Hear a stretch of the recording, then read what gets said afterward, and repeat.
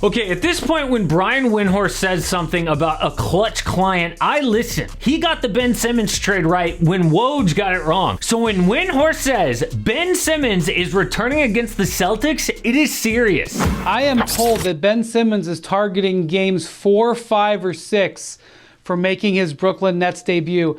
I mean, I got to say that I was taken aback by being told that information, and my response was, is he even playing 5-on-5 yet? I have to report that it is possible we will see Ben Simmons in this series against the Celtics. What? Whose idea is this? They're gonna put a guy on the court in the playoffs who is dealing with back issues and mental problems and hasn't played basketball since June. This is a horrible idea that could completely backfire. And I know a lot of people are like, oh, it's just a few minutes on the court. He's only out there for defense. KD even said there are no expectations.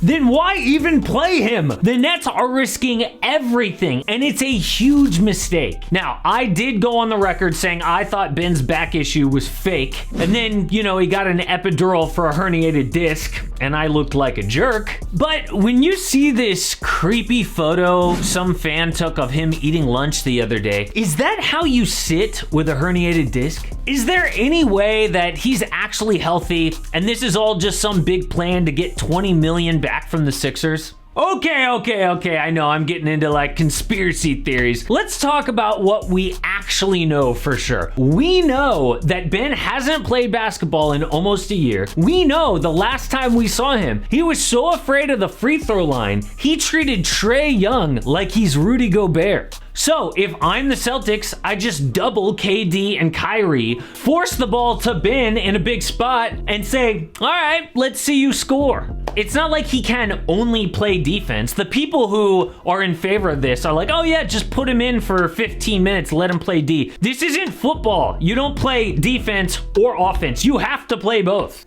And Ben is just now playing 0-on-1 at practice. He's not even playing 1-on-1. Then he has to ramp up to 2-on-2 and 3-on-3 all the way to 5-on-5. Playoff basketball in Boston is what they're gonna throw him into. That is such a huge jump. It normally takes players weeks to progress to 5-on-5, then they get like a G League game maybe, and then they play. This is setting Ben Simmons up to fail. The way that they bring him back is super important. Think of how mentally fragile this dude is. If anyone needs like a soft landing back into basketball, it is Ben. What they should do is just shut him down for this season and start him game 1 next year. That way he gets a training camp and preseason and then low stakes games. If they put him in now, he's never even played with KD or Kyrie. And Boston is like one of the toughest places to play in the league. Dude, the crowd is gonna be so harsh on him.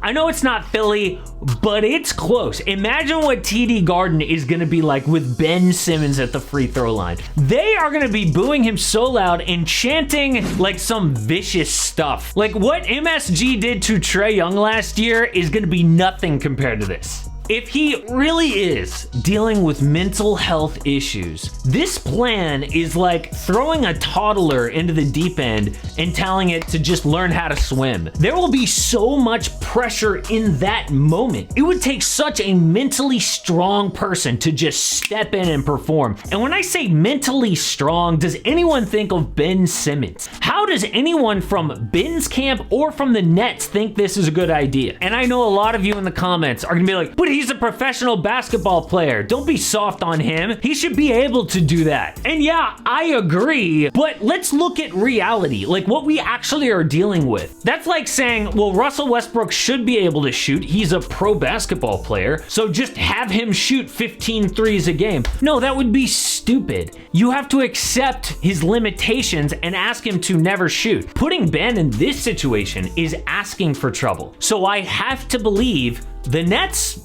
don't believe in themselves. They know how bad they are defensively, and they're willing to risk Ben's mental health. And while we're talking about reality, like all these people saying, well, in a perfect world, Ben's gonna play like 8 minutes a half, guard Jason Tatum, or, you know, guard Giannis. Like, I agree, in a perfect world, but what's actually gonna happen? He's gonna be closing games for them. People say, oh, well, he doesn't need to start. You know he's gonna close. This guy cares about what things look like. He shows up to games in nothing less than Prada or like a Louis Vuitton hockey jersey. Do you really think Ben Simmons is going to allow himself to just sit there on the bench and watch them close big games? No, he's going to be out there closing big games, and that is where he was at his worst. That is where he melted down mentally last year, was closing big games. The Nets cannot avoid that. The only way they can avoid it is by not playing Ben. They are asking for a disaster to happen. Now, I picked the Nets to beat Boston, but even if that happens, they would have to face the Bucks in round 2, probably the Heat after that. The Nets have the best offensive duo in basketball, and yes, if they could only slow down the other team's offense, they could win the chip. And so that means that they are depending on Ben Simmons to win the title. Now, what the Nets do have is a top 5 player, which I think you need to win a chip most of the time. They also have a proven championship number 2 with Kyrie Irving. But the reason I didn't pick the Nets to win it all is they have a fatal flaw. They need KD and Kyrie to play huge minutes. Just look at the Nets schedule. Do you see all those L's? That's when they were missing Kevin Durant. They went from the number 1 team in the East earlier this season to the play-in because they missed KD or Kyrie. Now they have to go through a really tough Eastern Conference. KD and Kyrie are gonna have to play like 40 plus minutes a night.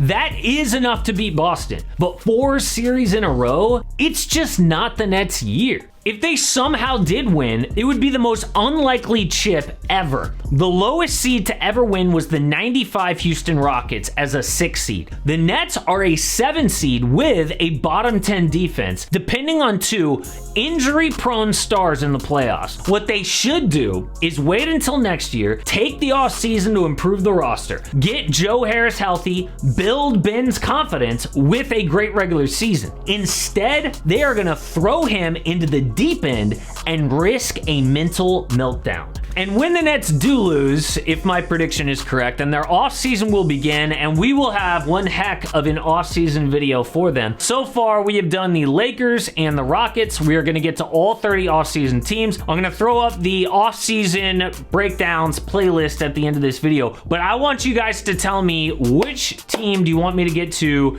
for their offseason next. I'm thinking about the Clippers for the very next one. We also have to get some of these like less, contending teams. So we're going to get like the Thunder out of the way here pretty soon. But like, I want to do the Clippers. We're definitely do the Thunder. What team do you want me to do an off-season video on next? We've got one guy talking about the Pacers in the comments like every other day. But let me know. But for now, check out the off-season playlist right here.